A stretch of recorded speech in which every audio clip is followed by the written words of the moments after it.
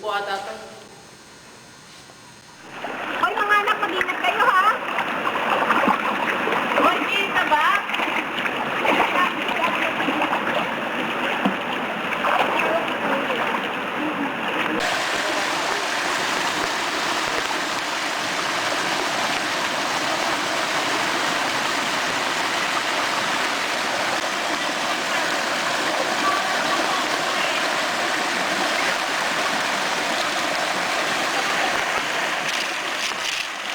Okay.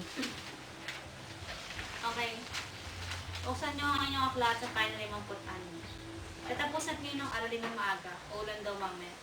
Mahirap umuwi. Ma'am, si Joyce ayaw magpahiram. Ma'am, kahit naman gustuhin natin tapusin ng maaga, hindi natin magagawa kasi isa ng libro natin. Eh, di ba ma'am, sabi ni Kapitan, bibigyan niyo tayo ng bagong aklat at papel. Oo nga eh. Ay, hindi nang alam ko. At puro papogi lang pala si Kapitan eh. Hindi mo dapat sinasabi yan, Joyce. Totoo naman sinabi ko ah. Kahit nga tayong mga paaralan na dito sa bundok at hindi abot na sibilisasyon, hindi nila binibigyan ng halaga.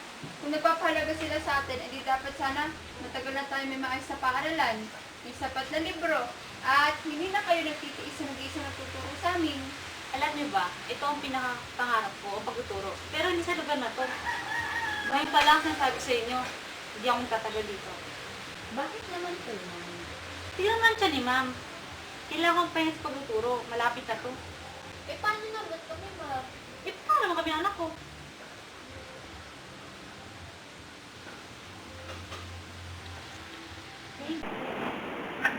Hindi mo naman kasi naiintindihan. Kailangan din nating magsakripisyo para mawala yung anak natin sa atin. Para kahit unti-unti, tayo makaawas sa kahirapan. O, Naiintindihan naman kita, Mahal. Ang inisip ko lang ang magiging kalagayan niyan sa Maynila.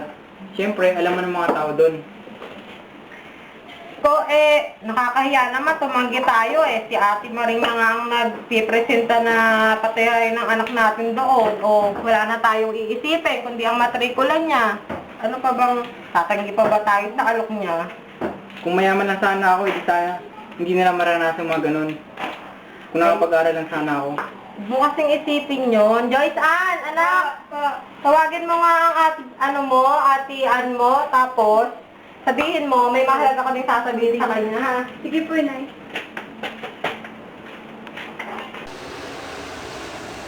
Ate Ann!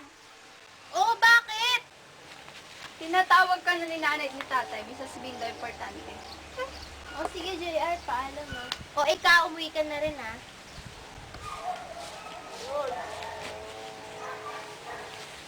Bakit ang sama ng tingin mo sa akin? Hindi kayo. We, Diyan ka na, alis na ako. May gusto ko ba sa ate ko? Kayo na ba? Bakit ka tumatawa? may gusto ka sa akin, no? Umamin ka. Saselos ka sa ate mo, di ba? Ewan ko sa'yo. Talaga, Nay? Yay! Makakarating na din ako sa Maynila at makakapag-aral sa matinong eskwelahan. Oo, kaya ipangako mo sa amin ng tatay mo na mag-aaral ka mabuti. Si JR nga pala makakasama mong lumuwas. Total naman daw, kinuha ka ng tiyang mo, ay hahayaan niya ng mag-aaral sa Maynila si JR. Dati pa nilang plano yon, kaso bano sa syudad. Yay!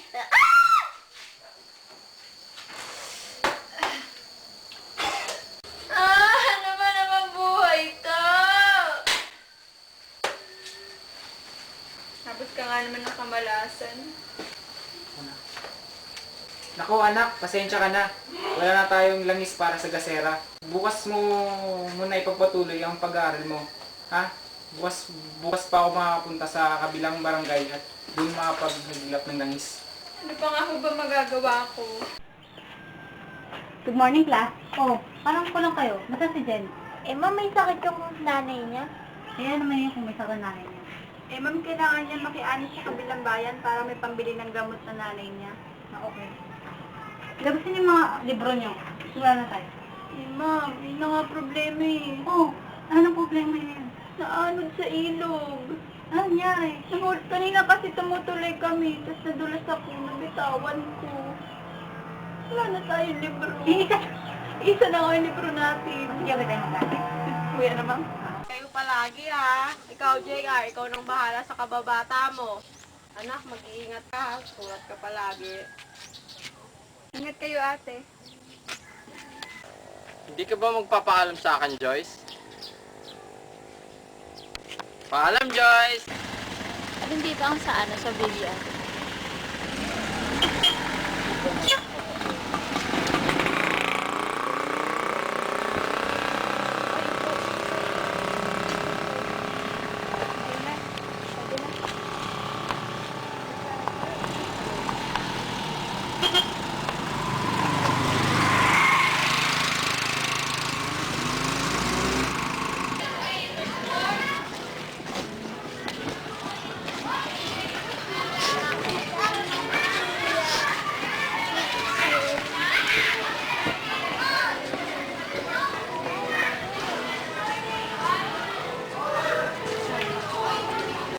Magandang umaga mga bata.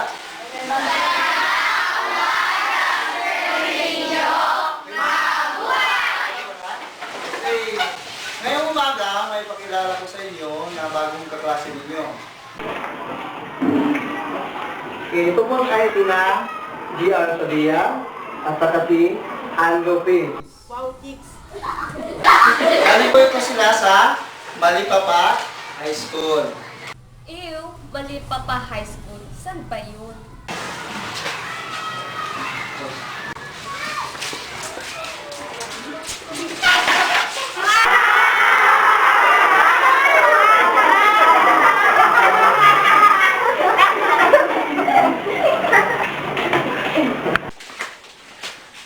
Sumulat na ba ate mo?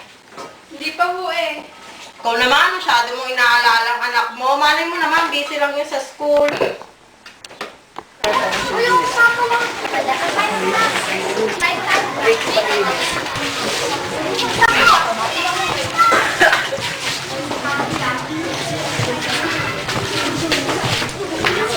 Iyo, malpapas. Galing dyan. Hi, Miss Malpapa. Hindi ka ba nahihirapan sa bago ng bayan? Kung ako sa'yo, babalik na lang ako sa bundok na pinagdalinan ko. Probinsyana! Pare, marunong ka ba magdata? Ano ba yun? Hindi mo alam yun? Sige, kami nang bahala sa'yo. Nay, sumulat na si ate nang hihingi ng karagdagang allowance para daw sa project niya. Ganon? Kakapadala lang natin sa kanya eh. Ano kayang project pa nagkakaabalahan ng ate mo? Kayaan mo na. Tatanggapin ko na lang yung alok ni Mang Cardi. Kahit ganun yun, karagdang kita niyo. Tay, kagagaling niyo lang sa sakit. Kung gusto niyo, pagkakatapos kong umuwi sa eskwela, tutulong ako sa pagtatanim. Hay nako anak, hindi. Mahal, halika na.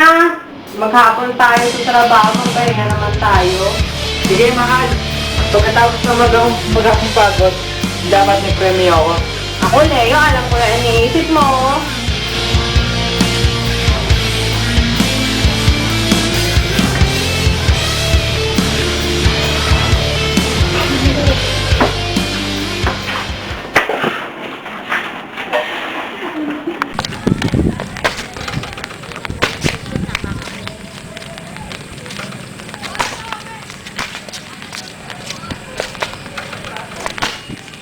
Ginamayat ka nga naman, oh. Bakit naman?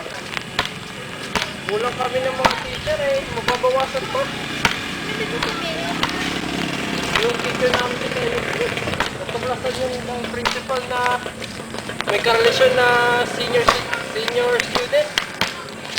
O talaga? Grabe naman yun. Ito makikita out yun. Manigurado. Alam nyo, nakakainis si ma'am kahapon. Bakit? Sayang hindi niyo nakita kasi absent kayo eh. Grabe, 25 minutes na siyang late. Tapos natulog pa. Tapos lahat ng walang libro eh, pinasquat niya. Eh, di napaswat ka. Malamang. Hindi pa nakapagpadala sila nanay. Buti na lang pare, hindi tayo pumasok.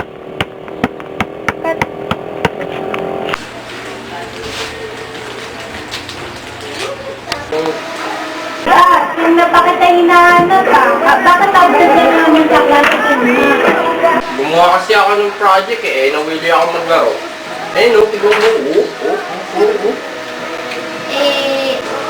Marunong ka ba ng Facebook? Oo naman. Natutunan ko to kahapon. Tinuruan ako ni Andrew. Bakit?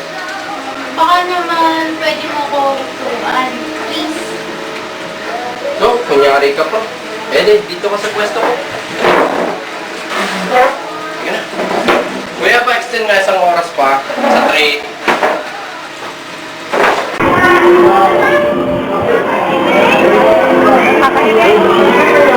Like to try? 21/49.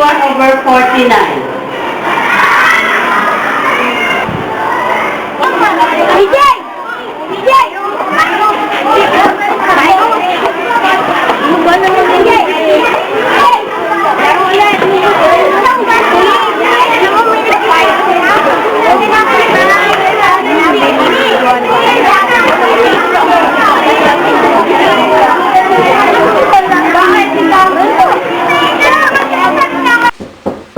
Pasok! An, napapansin ko, napapadala sa pagpunta mo sa computer shop pagkatapos ng klase.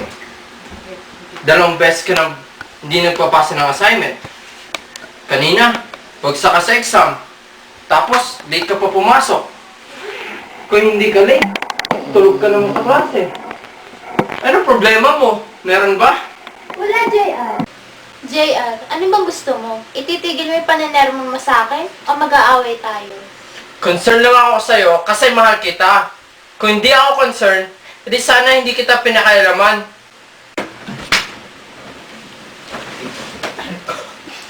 Kat,